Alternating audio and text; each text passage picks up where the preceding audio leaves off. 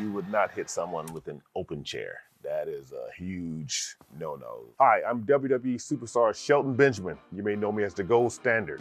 I'm a 3-time Intercontinental Champion, United States Champion, 3-time Tag Team Champion, 3-time 24/7 Champion. Today, we're gonna be looking at wrestling scenes in movies, and I'll be judging just how real they are.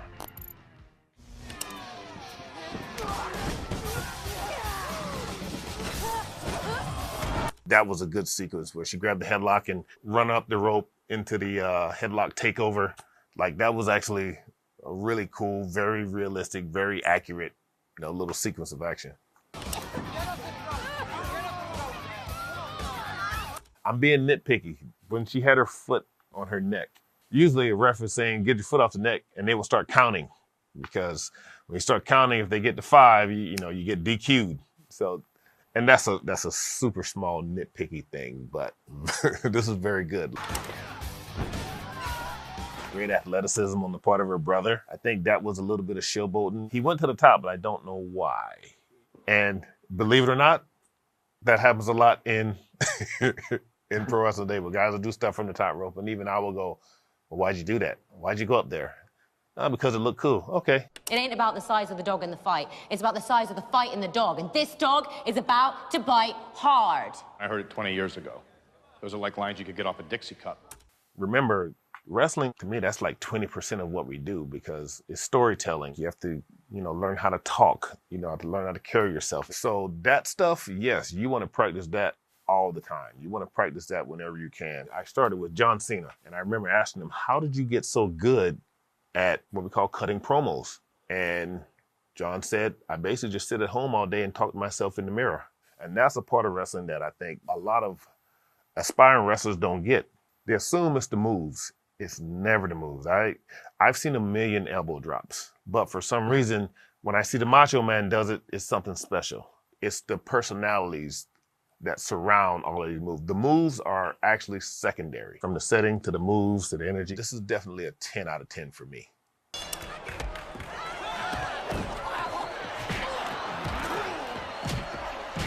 In lucha style wrestling, you do have the ring full of guys, super outlandish characters doing some really unique moves.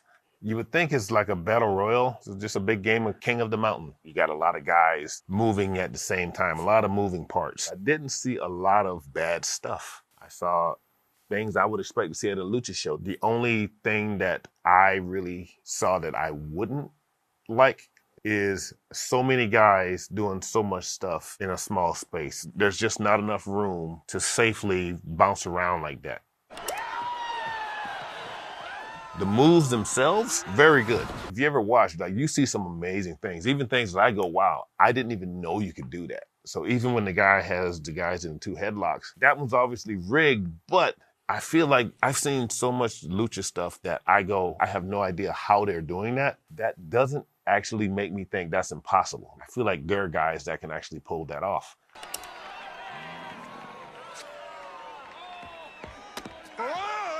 Outside interference. That's totally illegal. You're not allowed to do it. But hey, what the ref doesn't see, it's just that simple. As long as the ref doesn't see it, you're okay. In WWE, if the ref sees it, you'll get DQ'd. And I don't mean you'll get DQ'd because that's in the script. I mean, you'll get DQ'd because that's what the ref is supposed to do. If you're going to have those kind of situations, better make sure the ref isn't looking.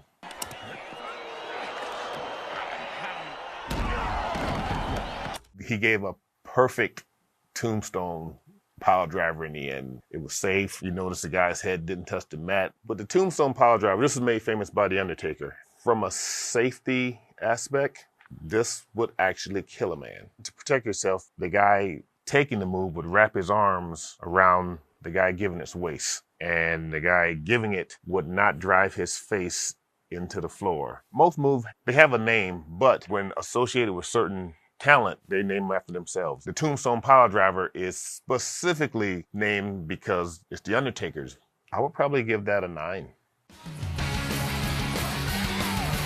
We call it hitting the ropes. Basically just running and bouncing off the ropes. There are 2 kinds of ropes. There are cable, where there's actually a steel cable with a rubber casing around it. And there's rope. Real rope actually is very springy. It's actually cheaper to have, but For WWE, we use real rope because real rope, you get the best results all around. It works great for catapulting you off the ring, and it's more comfy.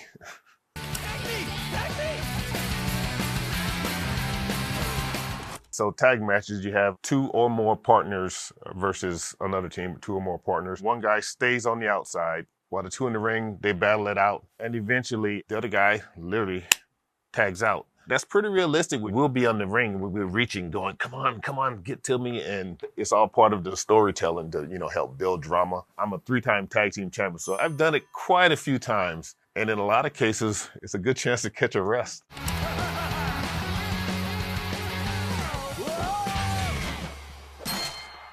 There is absolutely bells in pro wrestling. Start the match, finish the match. After every match, you'll see the ref go, ring the bell. You see a ref do that, that's the ring the bell, it's over, or ring the bell, it starts. Most people aren't paying attention to the ref, so they don't catch that little thing, but there is an actual bell next to the ring, next to the announcers. While it's very entertaining, I would have to give this a pretty low score, a 5.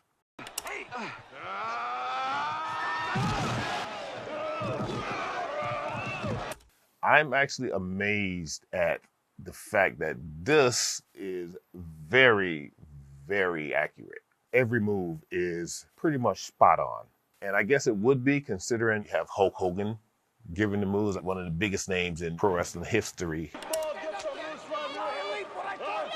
The only thing that I would say wouldn't happen is the girls on the apron while the match is going on, because that's a safety hazard.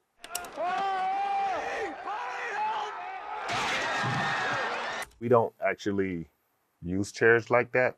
We actually use just steel chairs. Wood tends to splinter. It's dangerous. You get cut. We just don't use it. I would not allow that in a match I'm in. You would not hit someone with an open chair. That is a huge no-no. Too many bad things can happen there. He could have based a little better, get a little more height on that hip toss. Stallone could have positioned himself to get thrown higher. He muscled him over. There's an art to taking a beating. Wow, so stop. If you look right here, that is a example of what we call posting. See where his hands are? He's posting. He's helping him pick him up. But that hand in the back helps him control him and move around. It looks like a small thing, but it's a huge thing. He's definitely holding all of that weight, but it's easier because he has 3 points of carrying the weight, which makes everything easier for everyone. It helps everyone, and it's actually safer. He took the safest bump out of the ring that you could possibly take. And bump just means when he falls. Kind of hooked the top rope to kill the momentum and just kind of spun out of it. From a beginner standpoint, this is all very, very good. It was definitely a more 80s style, maybe even 70s, again, because you have the fans so close to the ring. But between the moves, the execution, the selling, the posting, everything about this to me is real. This is a 10 out of 10 for me. Take the chain off! Hey, Freak Show, you're going nowhere. I got you for 3 minutes. So, this is awesome. The cage itself, those bars look pretty thick and pretty flimsy. It felt more like Thunderdome than a cage match. Typically, we use a cage match for bigger stories. It's kind of like the last big battle, a long rivalry between 2 talents. So that's a pretty big deal. And usually, it wouldn't be your first match. And 3 minutes for pro wrestling, if you put a cage down and you only go 3 minutes, yeah, you might have a riot from the crowd. The actual length of a cage match would vary. I would say no less than 15 minutes, just because it's usually the main event of whatever event it is.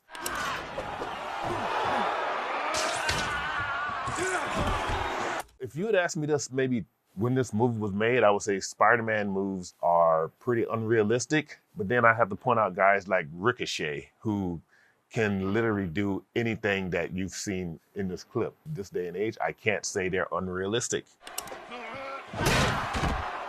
He knows how to give a good chair shot. In this clip, Macho Man plays Bonesaw. Macho Man Randy Savage is one of the greatest professional wrestlers / sports entertainers of all time. During the 80s and early 90s, there was no one bigger. This is great work for Macho Man. What we don't do is we don't take objects from the crowd to hit each other with. That's a big no-no. If you start passing stuff into the ring, well, you're probably going to get ejected. If it were a manager or valet or partner, that's a completely different story. But generally, we're not just going to take a random object from the crowd. I have seen guys take food from the crowd, though. Like if you got a bag of popcorn or a drink, I've seen guys grab that and throw it in each other's face. I'm going to give this one an 8. Kia, fans know her as Awesome Kong. She's actually a very, very, very famous pro wrestler. She had a small stint in WWE. In Japan, she's a legend. But you can totally see she knows pro wrestling.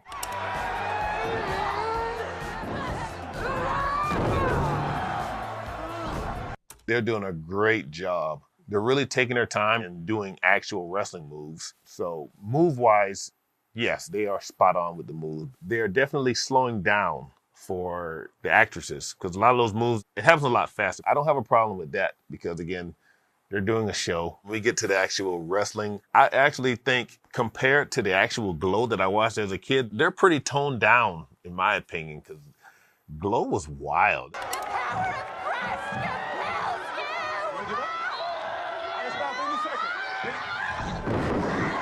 I like this. Character work in between moves and showmanship. These are all things that pro wrestlers actually do. I feel like there's an art to catchphrase The Undertaker had, "Rest in peace." It's a way to connect with the fans. And the best thing is when they start doing it back at you. There's nothing better. You know you're doing the right thing when the fans start mimicking you.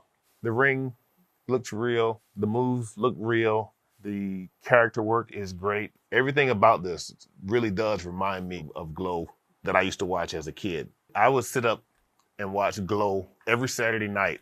I'm giving it a 10 out of 10. They didn't turn out the way that I had envisioned. I'm getting more of a chicken vibe. So we're Birdmen, we're Birds of War. On the amateur level, yeah, people definitely decide what their characters are, what their attire is, what their shtick is. We call it ring gear. On any given night, I've always picked my own ring gear. You think you're so tough on that? Stop throwing sand! This is If how I you get come in canceled. there, you're just gonna throw sand in my eyes, so I'm gonna run It's away. very over the top. The setting of this is definitely of a small indie company. You might be prone to see guys who are less experienced on indie scenes. I've seen it where guys are just way too into their characters and go way over the top, and they basically tick off the other performers till some of them just refuse to work with them. I mean, you will see just like the one guy who, I think if I get in the ring, you're going to throw salt in my face, so I'm just going to leave. So, I mean, guys have walked out on matches before. As funny as this is, there's a lot of accuracy in it. I'm going to say a 6. Is that pro wrestling?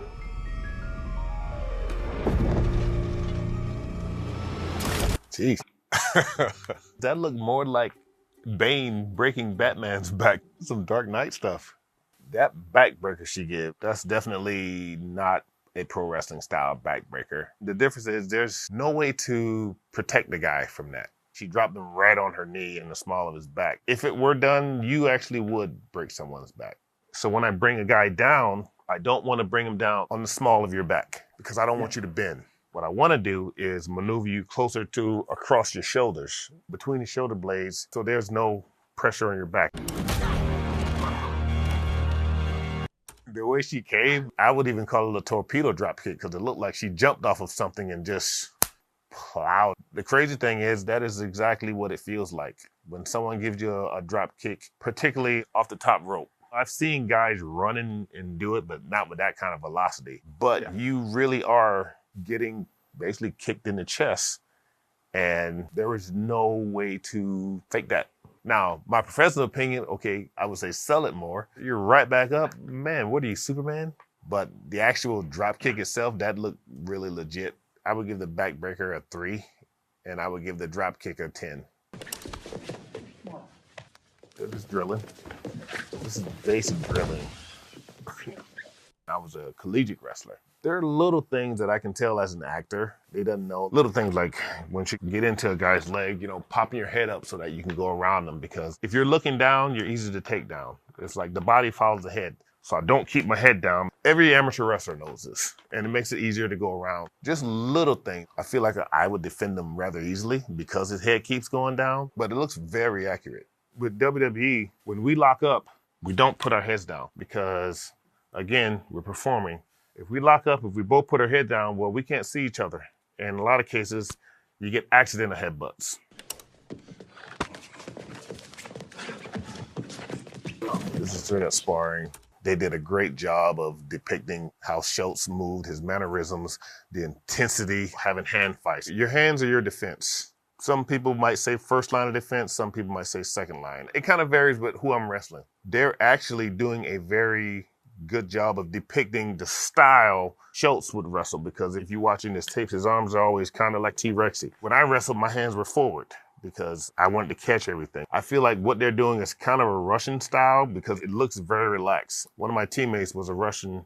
He actually fought in UFC a few times. Vladimir Matyoshenko. And when he would wrestle me, he had the same T-Rexy style arms. Like some people, you grab them, they get stiff and everything. But Vladimir, when I would grab him, he would stay relaxed. And that messed with me because my thinking is if someone grabs you, your first reaction is to pull away. But he did nothing. And it was kind of like, okay, what do you do with this? So I think they're depicting what Dave Schultz does, not necessarily what an amateur wrestler does, or your typical amateur wrestler would do.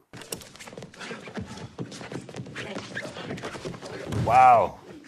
He did a little spin move that I've only ever seen one person do in college, and that guy was me. I've never ever seen anyone do the standing spin drop into a double leg. I'm the only guy that I knew ever did that. I think every amateur wrestler should watch this movie. This is definitely a 10. Favorite wrestling movie? I'll be honest, I'm kind of a fan of Nacho Libre. I like the silliness, the tombstone. It looked really convincing, yet really safe. If you enjoyed this video, please click above.